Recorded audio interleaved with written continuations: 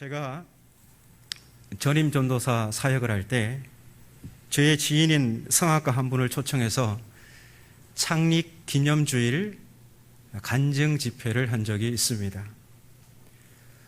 연세대학교 성악과를 졸업하고 이탈리아 유학을 마친 후 귀국해서 다수 방송 출연과 또 오페라 주역으로 많은 사람들에게 각광을 받고 있던 분입니다. 하지만 아직 안정적인 자리가 정해지지 않았기에 그때마다 공연을 하고 받는 그 사례에 의존하며 살고 있었습니다. 오후 찬양 예배 시간에 집회가 계획되어 있었고 조금 일찍 도착한 지인은 담임 목사님과 저와 셋이서 잠시 담소를 나누었습니다. 지인의 이력과 활약상을 익히 알고 있던 담임 목사님은 참으로 훌륭한 성악가를 모시게 되어 영광이라고 인사했습니다. 그러자 지인은 고개를 숙이며 재미있는 속담으로 고마움을 대신했습니다.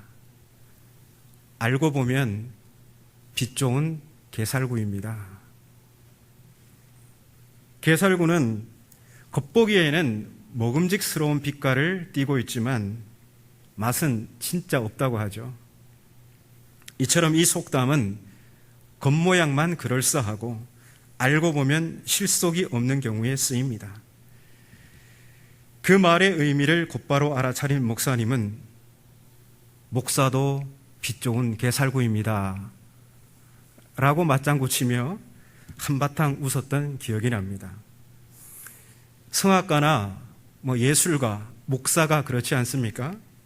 대중 앞에 서서 설교도 하고 공연도 하고 전시회도 열지만 그래서 뭔가 있어 보이지만 세상 가치로 보면, 기준으로 보면 참 실속이 없다 싶습니다. 물론 예술가는, 물론 목사는 세상의 가치를 기준으로 살지 않죠. 오히려 사람들에게, 대중들에게 혼을 불어넣고 그들의 얼을 깨우며 그들의 삶을 올바른 방향으로 잡는 그런 역할을 하는 게 바로 예술가 아닙니까? 그런데 오늘 본문에도 이 빛 좋은 게살구라는 말이 나옵니다. 혹시 읽다가 보셨습니까? 빛 좋은 게살구. 그것은 율법입니다. 율법이 빛 좋은 게살구라니 이 도대체 무슨 말일까요? 바울은 로마서에서 율법을 옹호하는 발언을 하기도 하고 때로는 율법에 대해 부정적인 느낌을 주기도 합니다. 이를 통해 보건대 이 율법이라는 것은 어느 하나로 개념을 정리할 수 있는 성격이 아닙니다. 문맥이나 상황에 따라서 율법은 좋은 것으로 비치기도 하고 때로는 부정적인 것으로 비치기도 하죠.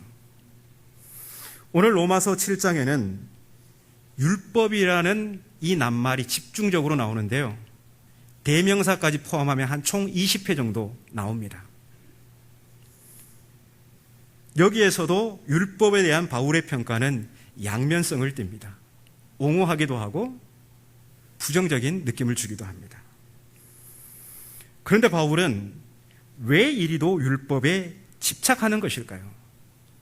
이미 우리가 살펴본 바에 따르면 율법에 대하여 여러 번 이야기했잖아요. 그리고 바울은 이미 사람이 의롭게 되는 것은 유대인이나 이방인이나 차별 없이 복음을 믿음으로 되는 것이라고 선언했습니다. 그런데 왜 바울은 또 율법에 대한 이야기를 오늘은 아예 그냥 7장에 따로 떼가지고 이리도 길게 늘어놓는 것일까요?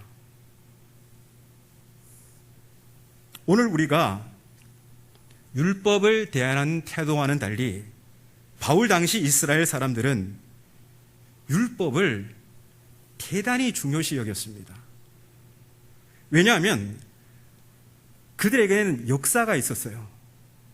출애굽, 그리고 3개월 이후에 시내산에서 하나님과 언약을 맺고 하나님께서는 그들에게 율법을 수여하십니다.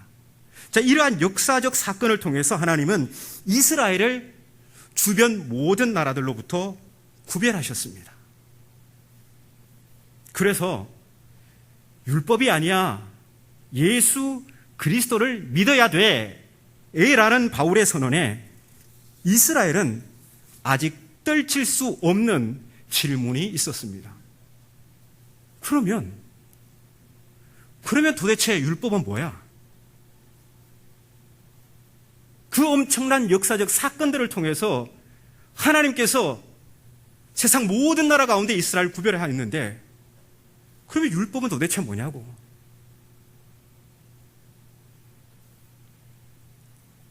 이스라엘에게 율법은 세상 만민 가운데 그들을 하나님의 백성으로 구별하는 핵심 수단이었습니다. 이스라엘은 율법을 통해 하나님의 뜻을 알고 선한 것을 분별합니다.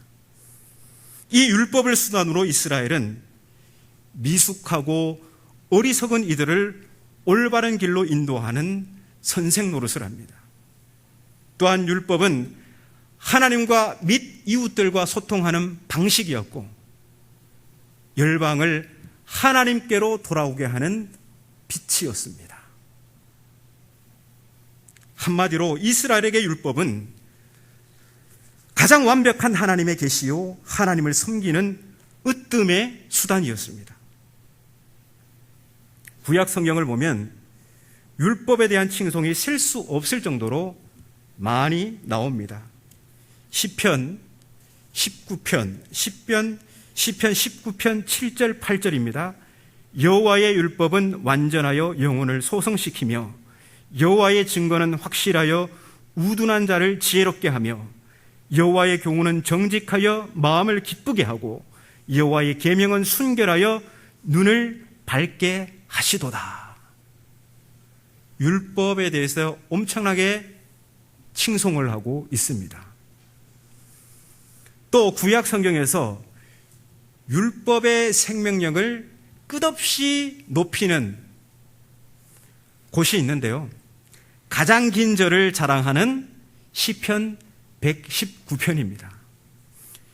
여기에 우리에게 매우 익숙한 구절들이 있죠. 먼저 103절입니다. 주의 말씀의 맛이 내게 어찌 그리 단지요 내 입의 꿀보다 더 다니이다. 그리고 105절은 이렇습니다.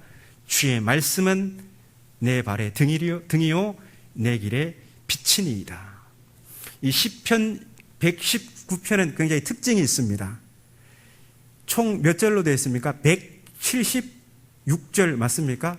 176절인가 그런데요, 8절씩 끊어서요, 각 단락마다 가장 첫 글자를 알파벳으로 정합니다. 히브리어 알파벳으로. 오늘 우리말로 따지면 1절의 가장 첫 글자는 가, 9절의 가장 첫 글자는 나, 그 다음에 9절 다음에 17절입니까? 17절의 가장 첫 글자는 다. 이런 식으로 아예 그 가장 단락마다 첫 글자를 알파벳으로 이렇게 정해서 그 율법의 중요성, 율법의 탁월함, 그것을 계속해서 노래하고 있습니다. 자, 이 같은 내용들을 보면 한마디로 율법만이 해답입니다. 본문 12절 말씀처럼 율법, 계명은 거룩하고 의로우며 선합니다. 정말 율법은 순결하고 흠 하나 없이 깨끗합니다. 그런데 오늘 로마서 7장 전체적인 분위기에서 율법은 마치 빛 좋은 게살구와도 같습니다. 왜 그럴까요? 로마서 7장에서 율법은 대부분 죄라는 단어와 짝을 이루어 나오는 것을 볼 수 있습니다. 여기서 죄는 단순히 여러 범죄들 중 하나가 아니라 세력으로서의 죄, 즉 힘을 가진 죄를 말합니다. 이렇듯 로마서 7장에서 율법은 죄의 세력과 함께 등장해요. 이 말이 의미하는 바가 무엇일까요? 율법은 아까 구약 성경 시편에서 말한 것처럼 그냥 율법만 딱 떼어놓고 보면 거룩하고 의롭고 선합니다. 순결하고 깨끗합니다. 그런데 죄의 세력 앞에서는 속수무책으로 당하는 무기력함이 특징입니다. 본문을 한번 살펴볼까요? 자, 본문 5절을 함께 읽겠습니다. 자, 함께 읽겠습니다. 우리가 육신에 있을 때에는 율법으로 말미암는 죄의 정욕이 우리 지체 중에 역사하여 우리로 사망을 위하여 열매를 맺게 하였더니, 자, 이 말씀에서 우리가 육신에 있을 때에는, 이 말씀은 이스라엘이 은혜 아래 있기 전을 말하는 것입니다. 그러니까 예수 그리스도를 믿기 전입니다. 자, 이때에는 죄의 정욕이 율법을 통해서 그들 지체 중에 역사했다고 합니다. 이 죄의 정욕이 뭐를 수단으로 삼았다는 겁니다? 삼았다는 겁니까? 율법을 수단으로 삼아서 그들 지체 중에 역사해서 그들로 사망에 이르는 열매를 맺게 했습니다. 자, 죄의 정욕이 율법을 통하여 이스라엘 지체 중에 역사했다는 말은 바로 이 율법이 어떤 역할을 했냐면 죄가 역사하도록 환경을 제공해 줬다는 겁니다. 마치 율법이 죄의 세력과 공모해서 이스라엘로 하여금 사망의 열매를 맺도록 했다는 것이죠. 여러분, 공모했으면 공범도 죄인입니까? 아닙니까? 자, 그러면 이 율법도 살인죄를 저지른 겁니다. 그런데 바울은 곧바로 태도를 바꾸죠. 본문 7절인데요. 7절을 함께 읽어보겠습니다. 자, 시작. 그런즉 우리가 무슨 말을 하리요? 율법이 죄냐? 그럴 수 없느니라. 율법으로 말미암지 않고는 내가 죄를 알지 못하였으니 곧 율법이 탐내지 말라 하지 아니하였더라면 내가 탐심을 알지 못하였으리라. 아멘. 자, 조금 전까지 율법의 살인죄를 선고한 바울이 금방 태도를 바꿔서 율법은 죄가 없다고 합니다. 그러면서 율법의 실질적인 기능은 죄를 인식하는 것, 죄를 인지하는 것이라고 하는데요. 율법으로 말미암지 않고는 내가 죄를 알지 못하였으니. 계속해서 8절에서 11절을 한번 읽어보겠습니다. 8절에서 11절까지입니다. 시작. 그러나 죄가 기회를 타서 계명으로 말미암아 내 속에서 온갖 탐심을 이루었나니 이는 율법이 없으면 죄가 죽은 것임이라. 전에 율법을 깨닫지 못했을 때에는 내가 살았더니 계명이 이름에 죄는 살아나고 나는 죽었도다. 생명에 이르게 할 그 계명이 내게 대하여 도리어 사망에 이르게 하는 것이 되었도다. 죄가 기회를 타서 계명으로 말미암아 나를 속이고 그것으로 나를 죽였는지라. 아멘. 근데 여러분, 우리가 방금 읽은 이 말씀을 자세히 보면 주범은 율법이 아니라 죄, 더 정확히 말하면 세력으로서의 죄입니다. 율법은 이 죄의 세력에 이용당하는 아주 무기력한 모습으로 비춰지고 있습니다. 물론 10절을 보면 주범이 계명처럼 보입니다. 생명에 이르게 할 그 계명이 내게 대하여 도리어 사망에 이르게 하는 것이 되었도다. 이 부분만 보면, 이 부분에 우리가 그냥 시선이 확 가면, 아, 율법이 완전 우리를 죽였구나, 율법이 우리를 죽이는구나, 주범처럼 보입니다. 하지만 자세히 보면 그렇지 않습니다.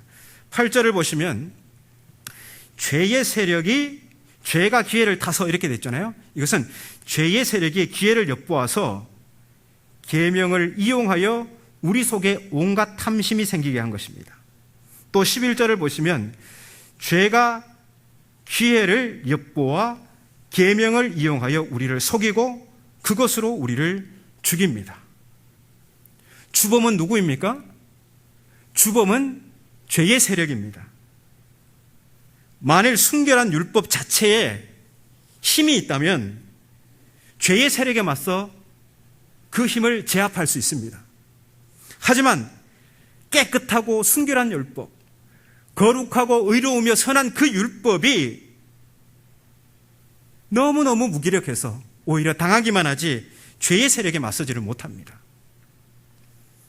이처럼 이스라엘은 율법을 소유하고 있지만 이 율법으로 죄의 세력에 맞서 영생에 이르는 거룩한 삶의 열매를 맺기는커녕 오히려 죄가 율법을 이용해서 사람들의 마음에 온갖 탐심을 불러일으키고 그로 말미암아 사망에 이르는 열매를 맺도록 합니다. 물론 율법 자체가 우리 마음에 탐심을 불러일으킨 것이 아닙니다. 죄의 세력이 이 율법을 이용해서 우리 마음의 욕망을 깨운 것입니다. 이것이 죄의 세력 앞에서 이용만 당하는 율법의 무기력한 실체입니다. 이스라엘은 율법을 소유하고 있죠. 그리고 율법에 따라 선한 일이 무엇인지 알고 또 그것을 행하기 원합니다. 좋은 마음을 가지고 있잖아요. 하지만 현실은 어떻습니까? 15절입니다. 15절을 한번 읽어볼까요? 15절입니다. 시작.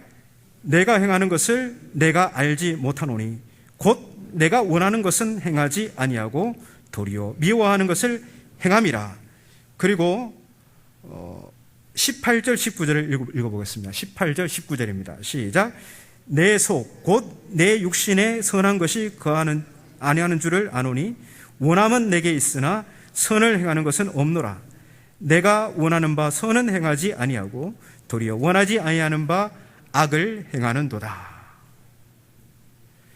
율법에 따라 선한 일이 무엇인지 알고 또 그것을 정말로 행하기를 원하지만 현실은 어떻습니까?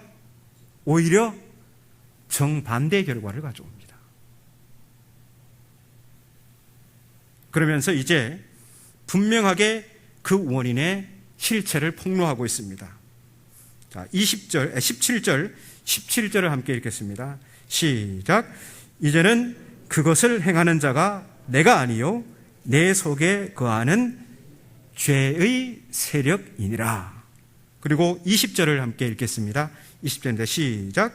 만일 내가 원하지 아니하는 그것을 하면 이를 행하는 자는 내가 아니요 내 속에 거하는 죄의 세력이니라.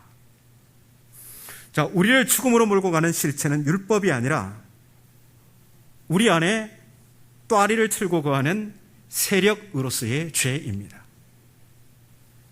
이스라엘은 율법을 소유하고 있지만 그 순결한 율법이 이스라엘을 다스려 영생에 이르는 선한 열매를 맺게 하지 못합니다. 오히려 죄의 세력의 기회를 엿보고 율법을 이용하여 이스라엘로 하여금 죽음에 이르는 악한 열매를 맺게 합니다. 여기에 율법을 소유한 바울의 탄식, 곧 이스라엘의 탄식이 있습니다. 이 탄식은 바울과 이스라엘만이 아니라 죄의 지배 아래 있는 모든 인간의 탄식입니다. 우리 21절에서 24절, 21절에서 24절 그 탄식을 한번 함께 읽어보겠습니다. 시작. 그러므로 내가 한 법을 깨달았노니 곧 선을 행하기 원하는 나에게 악이 함께 있는 것이로다. 내 속사람으로는 하나님의 법을 즐거워하되 내 지체 속에서 한 다른 법이 내 마음의 법과 싸워 내 지체 속에 있는 죄의 법으로 나를 사로잡는 것을 보는도다. 오호라, 나는 곤고한 사람이로다. 이 사망의 몸에서 누가 나를 건져내랴. 오호라, 나는 곤고한 사람이로다. 나는 비참한 사람이다. 이렇게 탄식하는 거죠. 비참한 상황에 처한 바울의 이 실존적 고백은 그 자신만이 처한 상황은 아닙니다. 죄의 지배 아래에 있는 모든 인간을 대표하는 그러한 탄식입니다. 그리고 바울의 이 실존적 고백은 언제 했던 고백이냐? 바로 예수 그리스도를 만나기 전입니다. 왜냐하면 바울은 지금 예수 그리스도를 통해 죄의 지배에서 해방되어 은혜의 통치 아래에 있기 때문입니다. 그리고 이 은혜의 통치 아래에서 비로소 문제의 실상을 깨달을 수 있었던 겁니다. 율법을 소유하고 있지만 거룩함에 이르지 못하는 그러한 비참한 현실을 바로 은혜 아래에서 비로소 파악하게 됩니다. 오호라, 나는 곤고한 사람이로다. 이 사망의 몸에서 누가 나를 건져내랴. 바울은 은혜의 통치 아래에서 율법의 실체를 발견합니다. 율법은 죄가 없습니다. 거룩하고 의로우며 선합니다. 하지만 죄의 세력 앞에서는 너무나 무기력합니다. 그 율법은 사망의 몸에서 바울을 건질 수가 없습니다. 오히려 율법은 죄의 세력에 휘둘려 우리 마음의 탐심을 부추기고 우리로 죽음에 이르는 열매를 맺게 합니다. 그래서 바울은 이스라엘을 향해 율법을 소유하고 있다고 해서 되는 것이 아니라고 합니다. 오히려 율법에 집착하면 할수록 그에 합당한 열매를 맺기는커녕 정반대의 결과에 맞닥뜨려 절망만 깊어진다고 합니다. 그래서 이 비참한 상황에서 벗어나려면 이스라엘이 율법과의 관계를 끊어야 한다고 합니다. 즉 우리와 율법의 관계를 끊어야 한다고 합니다. 다시 말해서 우리와 율법 둘 중 어느 하나가 죽어야 합니다. 누가 죽어야 할까요? 율법이 죽어야 할까요? 우리가 죽어야 할까요? 오늘 본문 1절에서 4절까지 내용을 보면 우리와 율법의 관계를 혼인 관계로 표현하고 있습니다. 자, 이 비유는 간단합니다. 결혼한 아내는 법에 의해 남편에게 묶이게 되죠. 물론 이런 묶임은 남편이 살아있을 동안으로 제한됩니다. 남편이 일찍 죽는다면 아내는 이 묶임에서 자유롭게 됩니다. 이제 다른 남자와 결혼을 해도 아무런 문제가 없습니다. 자, 우리와 율법의 관계도 이와 같다는 겁니다. 여기서 우리는 그 아내가 되는 거고요. 율법이 남편이 되는 거예요. 그런데 한 가지 결정적인 차이가 있습니다. 이 결혼 비유에서는 남편이 죽음으로 법의 제약에서 벗어나지만 우리와 율법과의 관계에서는 남편인 율법은 살아있고 아내인 우리가 죽습니다. 죽음의 주체가 달라지죠. 하지만 바울의 논점은 죽음의 주체가 누구냐가 아니라 죽음을 통해서 관계가 소멸된다는 겁니다. 더 이상 법적인 제약에 묶이지 않는다는 거죠. 거기로부터 자유롭게 된다는 것, 해방된다는 겁니다. 우리가 죽었다면 율법과의 묶임에서 자유롭게 된 것입니다. 우리가 다른 곳에 가도 상관이 없는 거죠. 그런데 율법의 묶임에서 자유를 주신 분은 다름 아닌 예수 그리스도이십니다. 4절에 보면 그러므로 내 형제들아 너희도 그리스도의 몸으로 말미암아 율법에 대하여 죽임을 당하였으니, 우리는 예수 그리스도의 몸으로 말미암아, 여기서 몸이라는 것은 죽음으로 말미암아 율법에 대하여 죽었습니다. 곧 율법의 묶임에서 자유를 얻게 된 것입니다. 자, 이렇게 관계가, 우리와 율법의 관계가 딱 끊어졌다면 이제 죄의 세력이 율법을 통해서 우리를 지배할 수 없게 됩니다. 하지만 율법의 묶임에서 벗어났다고 해서 죄의 지배로부터 완전히 벗어난 것은 아닙니다. 율법이 없었을 때에도 죄는 여전히 왕노릇했습니다. 그래서 율법과의 묶임에서 벗어났다면, 이제 합법적으로 우리가 율법과 헤어졌다면 우리는 이제 다른 데 가도 상관이 없겠죠. 그러면 이제 누구와 재혼을 해야 합니까? 상식적으로. 율법을 통해서는 우리가 죄의 세력을 맞설 수 없었습니다. 오히려 율법을 통해서는 정반대의 일을 행했습니다. 그래서 율법과 이제 딱 단절했어요. 그럼 우리가 이제 어디에 가야 됩니까? 죄와 죽음의 세력을 극복할 수 있는 남편, 우리로 영생에 이르는 선한 열매를 맺도록 능력을 주시는 그 남편에게로 우리가 가야 되겠죠. 그 남편이 누구입니까? 예수 그리스도이십니다. 예수 그리스도는 우리를 율법과의 묶임에서 자유를 주셨을 뿐만 아니라 죄와 죽음의 지배에서도 벗어나 은혜의 통치 아래 살게 하셨습니다. 비로소 예수 그리스도 안에서 살 길이 열린 것입니다. 율법은 거룩하고 의로우며 선하다는 의미에서 너무너무 좋은 것입니다. 순결하고 깨끗합니다. 그것은 지금도 변함이 없습니다. 율법은 여전히 살아 있습니다.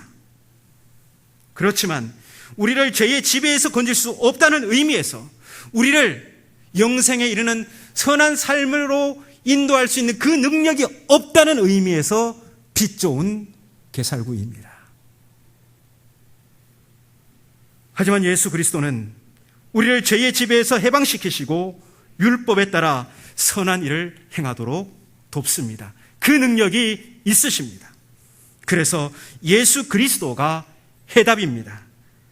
이스라엘은 율법이 해답이라고 했지만 예수 그리스도를 만난 바울은 율법이 아니라 예수 그리스도가 해답이라고 합니다.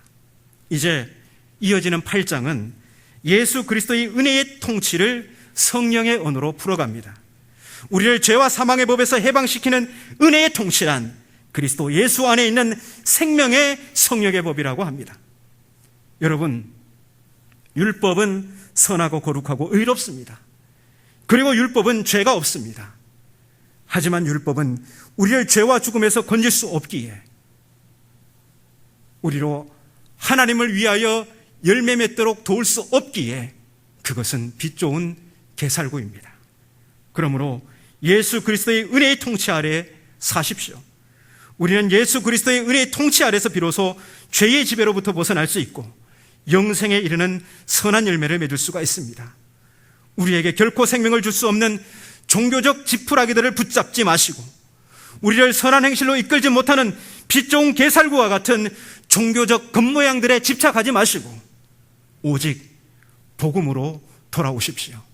예수 그리스도의 은혜의 통치 아래 사십시오. 성령의 법에 붙들려 사십시오.